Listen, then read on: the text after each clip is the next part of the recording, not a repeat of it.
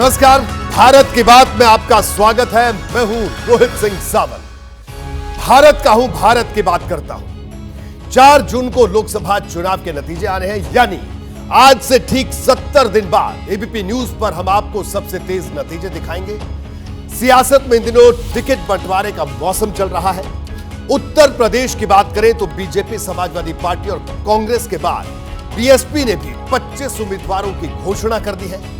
जैसे ही मायावती ने प्रत्याशियों की घोषणा की तो उनके मुस्लिम उम्मीदवारों को लेकर खूब चर्चा हुई। कहा जाने लगा कि मायावती ने समाजवादी पार्टी और कांग्रेस का खेल खराब करने की तैयारी कर ली है। लेकिन जब मैंने बीएसपी के इन 25 उम्मीदवारों के बारे में पड़ताल की तो मामला कुछ और ही दिखाई देने लगा। मायावती के ये प्रत्याशी ऐसे हैं जो 2024 के चुनाव में दो धारी तलवार साबित हो सकते हैं। यानी कहीं कहीं इंडिया गठबंधन को नुकसान हो सकता है तो कहीं पर एनडीए को भी नुकसान हो सकता है। कैसे? देखिए, बीएसपी ने इन 25 उम्मीदवारों को 2 हिस्सों में घोषित किया है। पहली लिस्ट में 16 उम्मीदवार थे, जिसमें 7 मुस्लिम थे। बीएसपी की लिस्ट खूब सुर्खियों में भी रही थी, लेकिन 24 घंटे के भीतर ही बीएसपी ने 9 और प्रत्याशियों की घोषणा कर दी। खास बात यह कि 9 प्रत्याशियों में कोई भी मुस्लिम नहीं था। सुरक्षित सीटों को छोड़ दिया जाए तो बाकी प्रत्याशियों में कोई ब्राह्मण है, कोई राजपूत है तो कोई जैन है। यह बड़ी दिलचस्प बात है। बीएसपी ने अभी तक जिन 25 सीटों के लिए प्रत्याशी घोषित किए हैं उसमें से 4 ब्राह्मण हैं। आपको याद होगा कि एक वक्त में बीएसपी ये नारा दिया करता थी कि पंडित शंख बजाएगा, हाथी बढ़ता जाएगा। आज इस नारे को फिर से कैसे मायावती ने जिंदा कर दिया, उसका एक बड़ा उदाहरण मैं आपको बताने वाला हूं। देखिए, मथुरा से मायावती ने कमलकांत उपमन्यु को टिकट दिया है, जो ब्राह्मण समाज से आते हैं। समाज के बीच इनकी मजबूत पकड़ बताई जाती है। इस सीट से कांग्रेस चुनाव लड़ रही है। मेरठ से मायावती ने देवव्रत त्यागी को उतारा है। मेरठ में पहली बार कोई त्यागी नेता किसी बड़ी पार्टी के सिंबल पर लोकसभा का चुनाव लड़ा है। पिछले दिनों त्यागी समाज के वोटर बीजेपी से नाराज भी दिखे थे।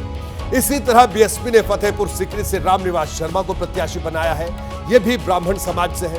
इस सीट पर ब्राह्मण वोटर बड़ी तादाद में है। कानपुर देहात यानी अकबरपुर लोकसभा सीट से मायावती ने राजेश द्विवेदी को टिकट दिया है।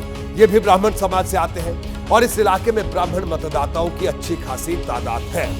मुझे पता चला है कि बीएसपी अभी कई और सीटों पर ब्राह्मण कैंडिडेट उतारने की तैयारी कर रही है। अयोध्या में सच्चिदानंद पांडे के नाम पर लगभग सहमति बन चुकी है, जबकि उन्नाव से अशोक पांडे को उतारा जा सकता है। कि रणनीतिक रूप से मायावती का चुप रहना ही हमेशा चौंकाने वाला होता है।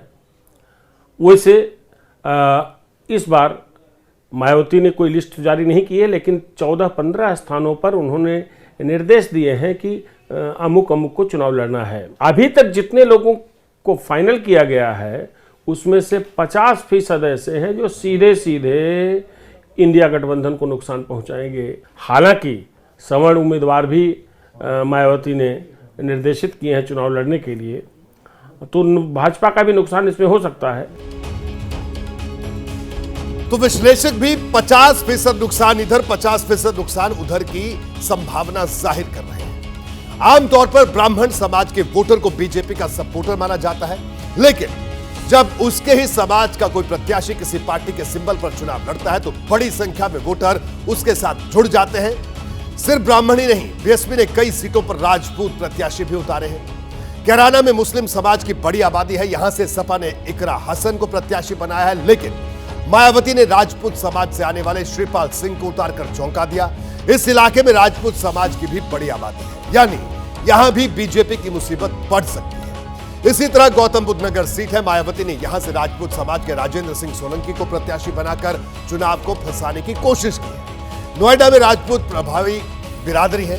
राजपूतों के 84 गांव चुनाव के लिहाज से बेहद अहम रहे हैं हमेशा से नोएडा में। इसी तरह कानपुर लोकसभा सीट से मायावती ने कुलदीप भदौरिया को टिकट दिया है। ये भी राजपूत समाज से आते हैं। कानपुर में भी राजपूत वोटर अच्छी खासी तादाद में है। अगर कुलदीप भदौरिया के साथ बीजेपी का वोटर जाता है तो मुकाबला दिलचस्प हो जाएगा। मायावती ने जिन 25 सीटों पर अभी तक अपने प्रत्याशी उतारे हैं उसमें 6 सीट अनुसूचित जाति के लिए आरक्षित है, यानी यहां हर पार्टी दलित समाज का ही प्रत्याशी उतारेगी। लेकिन चौंकाने वाली बात यह है कि बाकी की जो 19 सीटें हैं उसमें से मायावती ने कहीं भी दलित समाज का कैंडिडेट नहीं दिया है। आपको कुछ और सीटों के बारे में बताता हूं जहां मायावती के प्रत्याशी बड़ा खेल कर सकते हैं। देखिए ये सीटें कौन कौन सी है। बागपत को जाटलैंड कहा जाता है। बड़ी पार्टियां यहां से किसी जाट या फिर मुस्लिम को प्रत्याशी बनाती हैं, लेकिन मायावती ने वैश्य समाज से आने वाले प्रवीण बंसल को टिकट दे दिया। वैश्य समाज को बीजेपी का सपोर्टर माना जाता है। इसी तरह फिरोजाबाद सीट है जो यादव बाहुल्य सीट मानी जाती है। यहां पर ब्राह्मण और वैश्य वोटर भी अच्छी खासी तादाद में है। मायावती ने यहां से सत्येंद्र जैन को टिकट दिया है, जिनकी वैश्य वोटर के बीच अच्छी खासी पहचान बताई जाती है। यूपी की राजनीति में मायावती हमेशा अहम प्लेयर रही है। अगर वो चुनाव जीतती नहीं है तो कई सीटों पर मजबूत प्रत्याशियों की हार की वजह भी बन जाती है। तो क्या इस बार वो कई सीटों पर बीजेपी को नुकसान पहुंचाने वाली है? क्योंकि तमाम लोकसभा सीटों पर मायावती की सोशल इंजीनियरिंग इसी तरफ इशारा करती है। कुछ और सीटों के बारे में भी आपको बता दूं।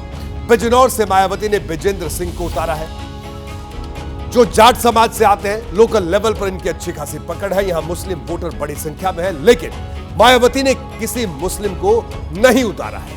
इसी तरह मुजफ्फरनगर से प्रजापति समाज के दारा सिंह को बीएसपी ने टिकट दिया है। यहां प्रजापति वोटर अच्छी खासी तादाद में है।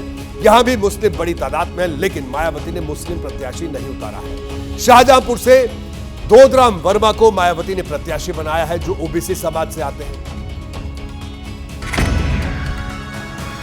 अगर उत्तर प्रदेश जैसे राज्य में त्रिकोणात्मक लड़ाई होती है तो इसका सबसे ज़्यादा नुकसान इंडिया गठबंधन बना है उसको होगा। त्रिकोणात्मक लड़ाई में चाहे आप अतीत के उदाहरण देखें, चाहे आज की परिस्थितियां देखें, ऐसी सूरत में भारतीय जनता पार्टी एक बड़ी गेनर हो सकती है। कारण कि अधिकांश स्थानों पर मायावती समाजवादी पार्टी या कांग्रेस को ही नुकसान पहुंचा रही हैं और भारतीय जनता पार्टी के अपने वोट मुकम्मल है, वो कहीं टूटने वाले नहीं। देखिए पश्चिमी यूपी में मायावती के कई प्रत्याशी ऐसे हैं जो सीधे सीधे बीजेपी के वोट बैंक पर चोट कर सकते हैं। अब मैं आपको अखिलेश यादव का एक पुराना बयान सुनाता हूं। यह बयान अखिलेश यादव ने यूपी विधानसभा चुनाव के वक्त दिया था। अखिलेश यादव ने आरोप लगाया था कि मायावती के प्रत्याशी बीजेपी दफ्तर से तय होते हैं। उस B team Bahujan Samaj party के प्रत्याशी कहां से तय होते हैं? देखो, ये जो भी कुछ कार्यकर्ता ने कहा या जिस जनता ने कहा, ये वो है, वो समझदार है, वो जानता है। बहुजन समाज पार्टी के प्रत्याशी भारतीय जनता पार्टी के कार्यालय से तय होते हैं। वो जीतने के लिए तय नहीं होते हैं, वो इसलिए तय होते हैं कि समाजवादी पार्टी आगे न बढ़ जाए। देखिए अखिलेश यादव का यह बयान सुनाना इस वजह से जरूरी है क्योंकि मायावती 25 प्रत्याशी घोषित कर चुकी है, लेकिन अखिलेश यादव ने अभी तक एक शब्द भी नहीं बोला। मैं पिछले कई दिनों से यह नोटिस कर रहा हूं कि ना तो अखिलेश यादव मायावती पर हमलावर है और ना ही मायावती समाजवादी पार्टी पर उस तरह के हमले कर रही है जैसा पहले किया करती थी। सवाल यह है कि क्या दोनों के बीच में कोई सीक्रेट डील तो नहीं है? मायावती कांग्रेस और समाजवादी पार्टी के खिलाफ कुछ इस तरह नहीं बोल रही हैं, लेकिन अभी प्रत्याशियों को मैदान में आने तो दीजिए। मायावती इनको भी धोएंगी, उनको भी धोएंगी। मतलब मायावती जब मैदान में उतरेंगी तो फिर मायावती दूसरे अंदाज में दिखेंगी। हालांकि इसका कोई और मतलब नहीं लगाया जाना चाहिए। मेरा दृढ़ विश्वास है कि मायावती और इंडिया गठबंधन के बीच कोई सकारात्मक तरीके का मामला नहीं बनने वाला है। बहुत से लोगों के मन में सवाल होगा कि मायावती और अखिलेश यादव अगर पर्दे के पीछे मिलकर काम कर रहे हैं तो चुनाव में एक साथ क्यों नहीं आ जाते? 2019 की तरह गठबंधन क्यों नहीं कर लेते? दरअसल इसके पीछे भी एक बड़ी वजह हो सकती है। यह वजह जनवरी के महीने में खुद मायावती ने बताई थी। गठबंधन के सवाल पर मायावती ने कहा था कि समाजवादी पार्टी के वोट उनकी पार्टी के प्रत्याशियों को शिफ्ट नहीं होते हैं। हमारी पार्टी यहाँ किसी भी गठबंधन व पार्टी के साथ मिलकर ये चुनाव नहीं लड़ेगी। गठबंधन करके चुनाव लड़ने में बीएसपी का वोट तो गठबंधन से जुड़ी पार्टी को पूरा चला जाता है, लेकिन उनका अपना बेस वोट व विशेषकर अपर कास्ट समाज का वोट बीएसपी को ट्रांसफर नहीं हो पाता है। देखिए, ये बात बिल्कुल सही है कि 2019 के लोकसभा चुनाव में सपा और बसपा के लिए नतीजे उस हिसाब से नहीं आए जिसका उन्होंने अनुमान लगाया था। यही वजह है कि ये दोनों पार्टियां अब गठबंधन से बच रही हैं। हालांकि दोनों नेताओं का एक दूसरे पर टिप्पणी न करना यह भी बताता है कि इस बार का चुनाव अलग तरीके से लड़ा जा रहा है। इसके लिए अब मैं आपको अखिलेश यादव का एक और बयान सुनवाता हूं जिसमें उन्होंने मायावती को प्रधानमंत्री बनने तक की बात कह दी थी। मुझे तो वो समय याद है जब समाजवादियों ने संकल्प लिया था कि देश की प्रधानमंत्री उस वर्ग से हो जिन्होंने समाज के तमाम बुराइयों का सामना किया है हजारों साल। और याद कीजिए, समाजवादी पार्टी तो प्रधानमंत्री बनाने के लिए सपना देख रही थी और उसमें काम भी किया हम लोगों ने। देखिए, ऐसे कई मौके आए जब अखिलेश यादव से मायावती को लेकर सवाल किया गया, लेकिन कभी भी उन्होंने तीखे शब्दों का इस्तेमाल नहीं किया। अब मैं बीएसपी के कुछ और प्रत्याशियों के बारे में आपको बता दूं जो पश्चिमी उत्तर प्रदेश की राजनीति में चर्चा के विषय बने हुए हैं। इनका नाम मुरादाबाद से बीएसपी ने इरफान सैफी को उतारा है। यहां समाजवादी पार्टी ने एसटी हसन को टिकट जरूर दिया है, लेकिन प्रत्याशी बदलने की चर्चा चल रही है। यह प्रत्याशी गैर मुस्लिम हो सकता है। आंवला से बीएसपी ने सैयद आबिद को उतारा है, जबकि समाजवादी पार्टी यहां से पूर्व विधायक नीरज मौर्य को उतार चुकी है। यानी दोनों पार्टियों ने अलग अलग समुदाय के प्रत्याशी उतारे हैं। कन्नौज से अखिलेश यादव के चुनाव लड़ने की चर्चा है और अगर यहां से बीएसपी ने मुस्लिम प्रत्याशी उतारा है, यह भी अपने आप में एक अलग संकेत देता है। इसी तरह पीलीभीत जो वरुण गांधी की सीट रही है, यहां से सपा ने भगवत शरण गंगवार को प्रत्याशी बनाया है और बीएसपी ने मुस्लिम समाज के अनीस अहमद खान को प्रत्याशी बनाया है। यानी जिन सीटों पर बसपा ने मुस्लिम प्रत्याशी उतारे हैं, उन अधिकतर सीटों पर समाजवादी पार्टी ने गैर मुस्लिम को टिकट दिया है। हालांकि कांग्रेस की सीटों पर स्थिति अलग है। सहारनपुर से बीएसपी ने माजिद अली को उतारा है, कांग्रेस ने इमरान मसूद को प्रत्याशी बनाया है। अमरोहा में मायावती ने मुजाहिद हुसैन को प्रत्याशी बनाया है, कांग्रेस ने यहां से दानिश अली को टिकट दिया है। मायावती की रणनीति कई लोगों के मन में सवाल पैदा कर रही है। सवाल यह है कि क्या यह मायावती और अखिलेश यादव का कोई नया सियासी प्रयोग है, क्योंकि इस चुनाव में बहुत कुछ बदला बदला दिखाई दे रहा है। अब मैं आपको अखिलेश यादव के कुछ और इशारे आपको बताता हूं, गौर से सुनिए। अखिलेश यादव ने चंद्रशेखर आजाद से पूरी तरह से दूरी बना ली। सवाल यह है कि क्या इसके पीछे मायावती की मजबूरी है? अखिलेश पहले की तरह मायावती की बीजेपी की बी टीम नहीं बता रहे हैं। क्या मायावती को लेकर अखिलेश यादव का नजरिया बदल गया है? जब भी उनसे मायावती को लेकर सवाल होता है, वो मुस्कुराकर जवाब देते हैं। आखिर अखिलेश यादव मायावती पर इतने नरम क्यों है, यह सवाल भी रह रहकर उठ रहा है। मुझे जनवरी के महीने में अखिलेश यादव का दिया गया एक बयान याद आ रहा है। उन्होंने पार्टी दफ्तर में अपने कार्यकर्ता से कहा था कि मायावती सीनियर नेता है, सभी को उनका सम्मान करना चाहिए। सवाल यह है कि अगर अखिलेश यादव मायावती के सामने खड़े होकर चुनाव लड़ रहे हैं तो फिर इतनी नरमी क्यों? क्या वाकई इसके पीछे कोई नया सियासी प्रयोग है या ये सिर्फ एक संयोग है? यह भी अपने आप में बड़ी बात है। जिस उत्तर प्रदेश में कल पहले चरण के नामांकन का आखिरी दिन है, लेकिन बिहार से महाराष्ट्र तक इंडिया गठबंधन सीट बंटवारे पर ही फंसा है। बिहार में तो स्थिति ऐसी हो गई है कि मामला दिल्ली तक पहुंच गया और इसी से जुड़ी इस वक्त की बड़ी खबर। बिहार को लेकर दिल्ली में इंडिया की बैठक है और मुकुल वासनिक के घर मौजूद हैं तेजस्वी यादव, कांग्रेस के संगठन महामंत्री वेणुगोपाल भी मौजूद हैं और यह माना जा रहा है कि शायद इस बैठक के बाद आरजेडी और कांग्रेस के बीच का जो फाइनल फॉर्मूला है वो निकलकर सामने आ जाए। जैनेंद्र हमारे साथ मौजूद है। जैनेंद्र, राष्ट्रीय जनता दल यानी लालू प्रसाद यादव की पार्टी और कांग्रेस के बीच में जो गठबंधन है वो अभी तक फाइनल नहीं हो पा रहा है। कल नामांकन का आखिरी दिन है, तो क्या कहा जाए कि ये टूट की कगार पर है कि अब यह बात बनने के संकेत मिल रहे हैं?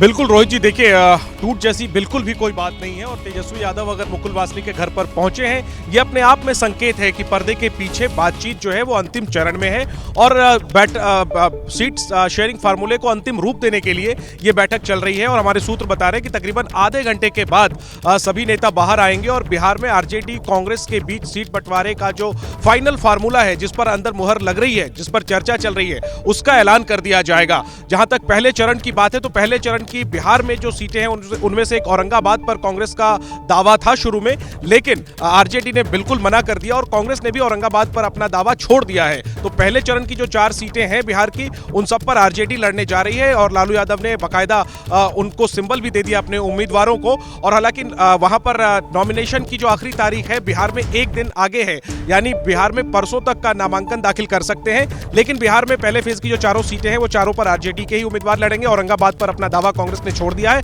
हालांकि औरंगाबाद की सीट जो नहीं मिली, इस बात को कांग्रेस जो अंदर खाने मीटिंग में उठा रही है और कटिहार पूर्णिया जैसी सीट जिस पर पेच फंसी हुई है उस पर दबाव बना रही है।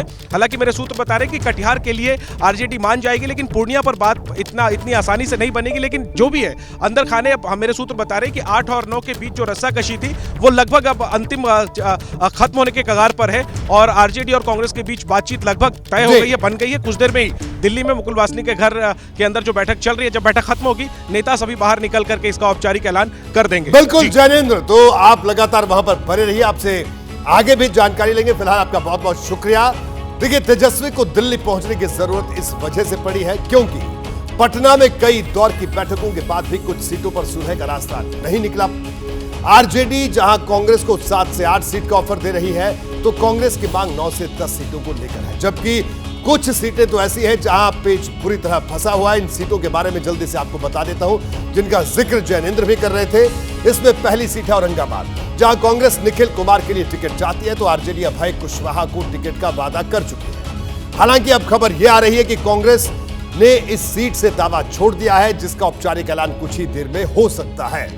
इसी तरह की एक सीट है पूर्णिया, जहां से कांग्रेस पप्पू यादव को लड़ाना चाहती है, जिन्होंने कुछ दिन पहले ही अपनी पार्टी का कांग्रेस में विलय किया है, जबकि लालू यादव यहां से बीमा भारती को चुनाव लड़वाना चाहते हैं, जो कुछ दिन पहले ही जेडीयू छोड़कर आरजेडी में आई है। बीमा भारती जेडीयू के टिकट पर विधायक चुनी गई थी। जबकि तीसरी सीट बेगूसराय है। यह सीट कांग्रेस कन्हैया कुमार के लिए चाहती है, लेकिन आरजेडी ने इस सीट पर लेफ्ट के लिए छोड़कर रखा है। पिछली बार कन्हैया कुमार इसी सीट से लड़े थे, हालांकि तब वो लेफ्ट के साथ हुआ करते थे, लेकिन अब वो कांग्रेस में आ गए। इतना तो तय है कि इन दोनों पार्टियों के बीच गठबंधन नहीं टूटेगा और तय यह भी है कि आज रात से पहले सीट का बंटवारे पर मुहर लग जाएगी। लेकिन देखने वाली बात होगी कि सुलह का रास्ता क्या निकलता है और कौन किसकी शर्तों के आगे झुकता है।